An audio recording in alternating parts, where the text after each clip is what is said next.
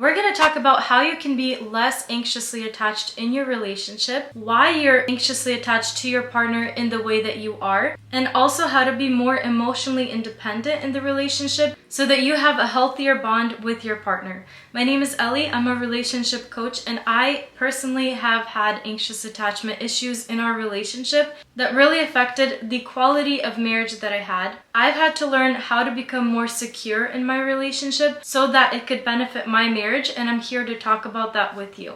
If you find this video helpful, please don't forget to let me know by hitting the thumbs up button, and consider subscribing to my channel if you want to see more videos like this one on my channel. Thank you for doing that. I'm assuming that you're here because your partner has told you that you're too much, you're too clingy, that they need some space, or something along the lines. Maybe your partner never actually said any of these things, but their body language is not very welcoming or inviting to you, or they try to pull away when you roll over to their side of the bed. And this can be really hurtful. And you can also start to overthink about every single thing that is going on in your relationship and whether or not your partner still loves you, whether you can handle this in your relationship, and why your partner doesn't understand you the way that you need them to. I've been there, I totally get it, and I understand how emotionally draining this can be for you long term. Here's the thing, you're going to have to get rid of some of the thoughts that come up whenever you feel like you're rejected by your partner.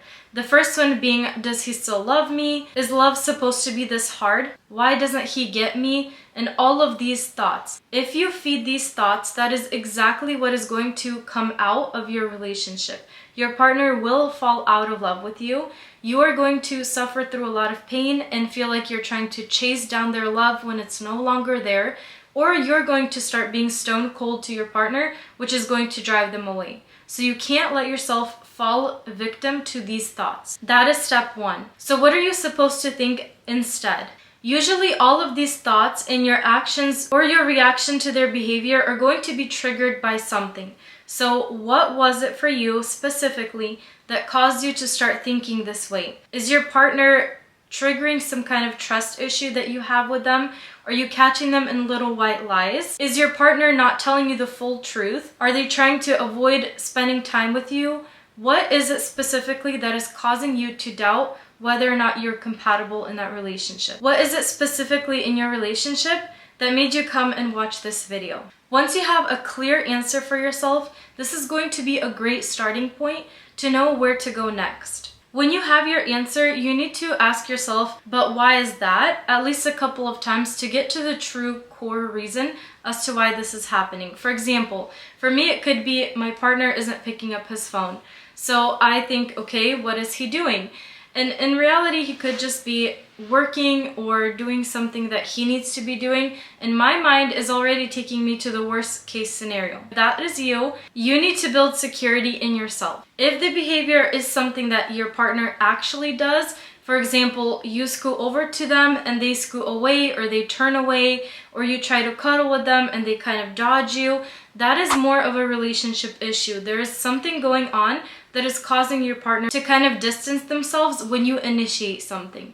And in this situation, I would suggest that you kind of hold back more on especially doing the initiating. If your partner comes and hugs you, that's different.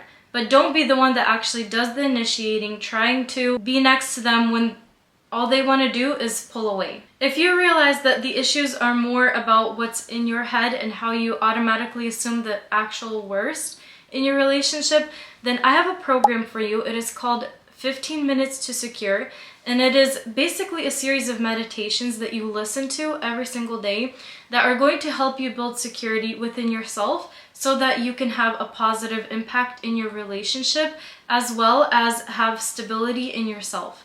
Because I strongly believe that being a wholesome person and knowing and understanding that you are competent without another individual is the best way forward to building a healthy relationship and showing up for your relationship, being committed in a way that serves both people and whatever goal you are pursuing in that relationship. Step 2 is asking yourself a series of questions in order to determine what is going on in your relationship. Once you've identified these two things and you're kind of starting to see the picture more with your specific situation, we're going to talk about step 3. Not all anxious attachment style people are going to be the same.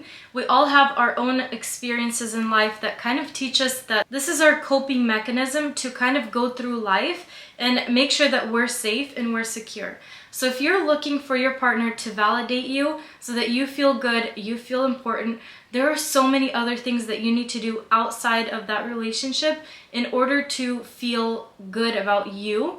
And that starts out when you realize you need to take the focus and the pressure off of your relationship from validating your worth, your connection into yourself, and being able to show up as your best version in that relationship instead of seeking validation from your partner. The second thing is that you might have had a circumstance in your relationship with your parent, like a mother or maybe a father, where you constantly needed validation from them that everything is okay, you're doing things great.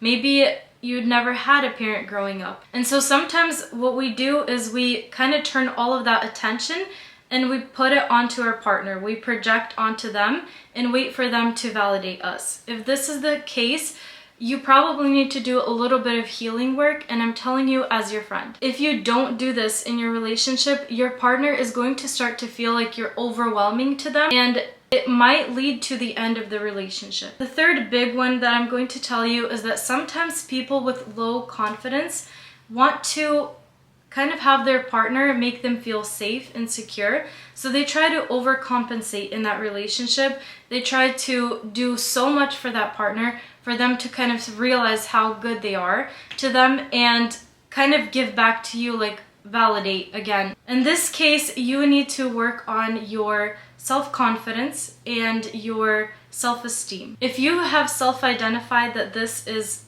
what is going on in your relationship, message me the word self-esteem or self-love, and I'm going to create another video that is going to talk about how you can build that within you so that you stop seeking it to the detriment of your relationship. Stop seeking it from your relationship. Another thing that we do as anxious attachment people is that we seek security in our relationship, so we want to constantly check in with our partner, when in reality what is happening is that we feel anxious just about life, about something that's going on, and we're looking for somebody to comfort us. Kind of similar to the way that a mother comforts a child when they have emotions that are too big for them to handle. As you can imagine, in adult love, this could be really detrimental to you, and it could be overwhelming for your partner. This can also kill the attraction in your relationship long term, making it a heartbreaking love story. These are some of the big ones that I've noticed. There are a lot of other reasons why our anxious attachment style might be interpreted as a negative thing for our relationship, and I know that this list isn't complete. If there's something that I missed or something specific you want me to talk about, please leave it down below in the comments. I love having conversations with you. I want to say thank you so much for watching this video. I want to wish you all of the love in your love life.